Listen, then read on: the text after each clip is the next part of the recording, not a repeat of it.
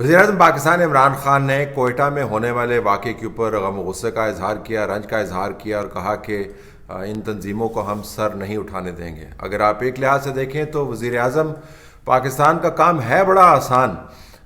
बहुत बड़ा वाक़या हो जाए, बहुत बड़ा धचका मिले कौम को, तो आपने सिर्फ एक ट्वीट कर देना है, उसके ऊपर गम और गुस्से का इजहार करना है और उसके बाद कौम से एक मरतबा फिर ये वादा करना है कि हम ये काम नहीं होने देंगे। फिर वो काम होगा तो आपने फिर वही ट्वीट रिपीट कर देना है, तारीख, जगह, वाक़या और नुकसानात तब्दील कर देने हैं ख़बर के मुताबिक, और फिर वही वादा आपने कर देना है। बहुत हो गया तो इसके ऊपर आपने कमेटी बना देनी है। उससे भी ज़्यादा अगर आप जाएंगे तो फिर ख़बरों की हद तक आपने हिदायत जारी करनी है, ये जानते हुए कि ना कभी इन मामलात के ऊपर हमने कोई बड़ी मीटिंग की है, ना कभी हमने इन मामलात को अपने रडार के ऊपर रखा है, ना कभी हमने ये सोचा है कि पाकिस्तान के हकीकी चैलेंजेस क्या हैं। कोयटा के वाक़े के बाद आपको एक मरतबा फिर धचका मिला होगा कि असल इशू नैब के सामने पेशियों का नहीं है। असल इशू ये नहीं है कि मैं माफियाज़ के ज़रिए घेरा जा चुका हूँ। असल इशू ये नहीं है कि पार्लिमान के अंदर अपर हाउस में सेनेटर का इलेक्शन जो है वो किसने जीतना है, किसने हारना है, चेयरमैन किसने बनना है, किसने नहीं बनना। असल मसला ये है कि इस मुल्क को आप चला पाएंगे या नहीं। अब ये जो वाक़यात हो रहे हैं पाकिस्तान के अंदर, ये तवातर के साथ हो रहे हैं और STH के ज़रिए, अपने ट्वीट्स के ज़रिए, मुख्तलिफ आर्टिकल्स के ज़रिए मैं मुसलसल इन मामलात के ऊपर फोकस किए हुए हैं। और ये सिर्फ इशू जो है ये बलूचिस्तान का नहीं है, ये खैबर पख्तूनख्वा के उन हिस्सों का भी है जिनको हम पहले फाटा कहा करते थे और अब हमने उनको मर्ज कर दिया है पाकिस्तान के अंदर, और अब वो बाकायदा अजला की शक्ल इख्तियार कर गए हैं। ये वो तमाम एरियाज़ हैं जो 2002 से लेकर अब तक पाकिस्तान की रियासत का ज़ाहरन मरकज़ रहे हैं।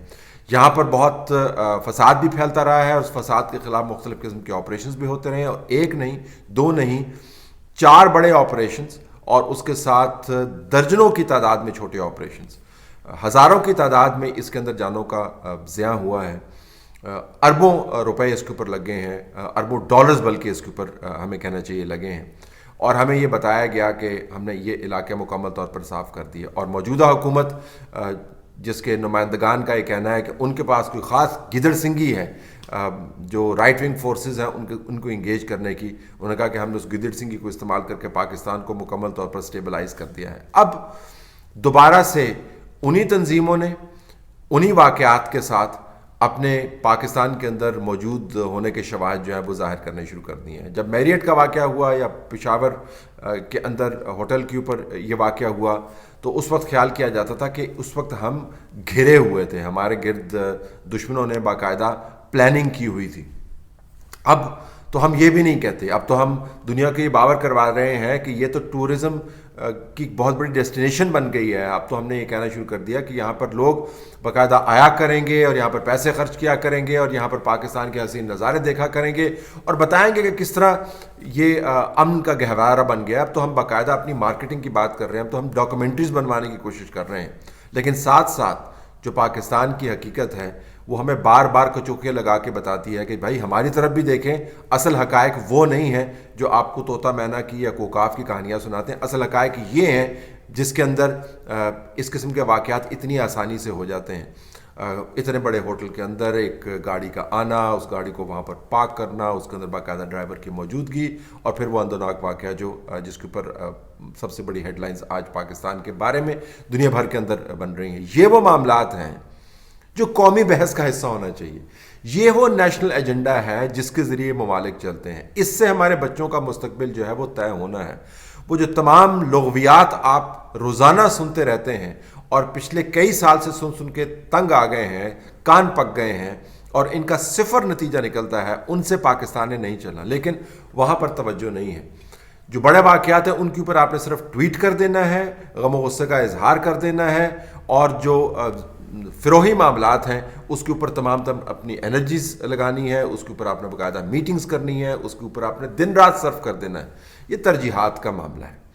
अगर आपने तरजीहात दुरुस्त नहीं की तो पाकिस्तान के अंदर इस किस्म का फसाद बरपा रहेगा। अब आप देखें कि इसका सियाक़ो सबाक़ बड़ा दिलचस्प है। पहले जब भी इस तरह का वाक़यात होता था पिछली हुकूमतों के अंदर और चंद महीने पहले इस हुकूमत के अंदर भी, तो हम फ़ौरन बात करते थे कि इसके अंदर कैसे हिंदुस्तान का हाथ है। ہم فوراً سازش کا ذکر کرتے ہوتے تھے اور ہم بتاتے ہوتے تھے کہ کس طرح پاکستان کا ازلی دشمن جو ہے ہندوستان، وہ پاکستان کے خلاف اس قسم کے واقعات کروا رہا ہے. اور ہم یہ کہتے رہے ہیں، اس حکومت کے اندر بھی کہتے رہے ہیں چند ماہ تک پہلے تک، کہ یہ دلی پلان کرتا ہے، اس کو فیسیلیٹیشن افغانستان سے ہوتی ہے اور مقامی طور پر یہ تنظیمیں اس کو ایگزیکیوٹ کرتی ہیں. اب ہم اس کا بالکل نام نہیں لیتے، مکمل طور پر ہم نے اس کے اوپر خاموشی اختیار کی ہوئی ہے، کیونکہ ہم تو ہندوستان کے ساتھ بذریعہ UAE ثالثی کرنا چاہ رہے ہیں.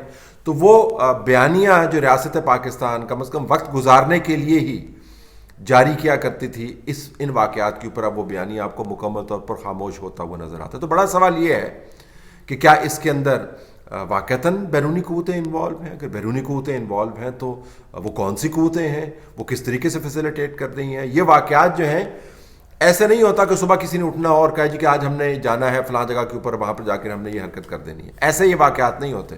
اس کے اندر مہینوں کی پلاننگ ہوتی ہے، اس کے اندر وسائل کو اکٹھا کیا جاتا ہے، اس کے اندر لاجسٹکس کو طے کیا جاتا ہے، اس کے اندر ٹارگٹ کی ریکی کی جاتی ہے، اس کے اندر 20 ایلیمنٹس ہیں جو سب کو معلوم ہے. وہ لوگ بالخصوص جو پالیسی کے ساتھ وابستہ ہیں، یا وہ لوگ جو اس معاملے کو رپورٹنگ کے ذریعے کور کرتے رہے بہت عرصے سے، 20 ایلیمنٹس جو ہیں ان کو اکٹھے ہونا ہوتا، تب جا کے اس قسم کا واقعات ہیں. جس سے مراد یہ ہے کہ وہ تمام کی تمام تنظیم جس کے ذریعے یہ کام کروایا جاتا ہے، وہ تنظیم، وہ صلاحیت اس وقت پاکستان کے اندر موجود ہے، ان علاقوں کے اندر بھی موجود ہے جن کو ہم نے اپنے ساتھ ضم کر کے یہ زوم بنا لیا کہ ہم نے پاکستان کی تقدیر بدل دی. اور اب آپ وہاں پہ واقعات دیکھیں، دوبارہ سے یہ تنظیمیں وہاں پہ اکٹھی ہو رہی ہیں اور وہاں پہ باقاعدہ پمفلٹس جاری کیے جا رہے ہیں اور خواتین کو وارننگز دی جا رہی ہیں. یہ سوشل میڈیا کے اوپر چل رہا ہے آپ کے سامنے.